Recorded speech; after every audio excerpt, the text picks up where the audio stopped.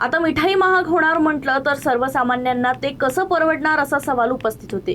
त्यामुळे नागपुरातील मिठाई ग्राहकांशी आम्ही बातचीत करण्याचा प्रयत्न केलाय। त्यांनी काय प्रतिक्रिया दिली आहेत पाहूयात।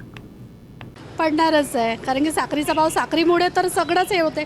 चहा बनवतात, ज्यूस बनवतात, हॉटेलवाले स्वीट बनवतात, ज्यूस आहे, लस्सी आहे, सगळ्या याच्यावर असर पडेल। महंगाईवर पडणार आहे। आता त्योहार सुरू होत आहे, त्याच्यामुळे सगळ्या याच्यावर असर पडणार आहे।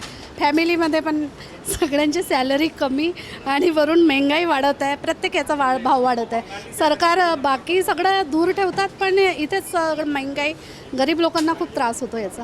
सर्व पब्लिकवर त्याचा असर पडते, कारण ते एकदम से वाढली आहे। 60 रुपये म्हणजे खूप झाले। त्याच्यामध्ये काय 30 रुपये 40 रुपयेपर्यंत ठीक आहे। मिठाई घ्यायला गेले, आता समोर त्योहार येत आहे, रक्षाबंधन येत आहे, चाय पिण्यावाल्याचे ते पण रेट वाढवतील, चायवालेसुद्धा, तर त्याचा फरक पडणारच आहे।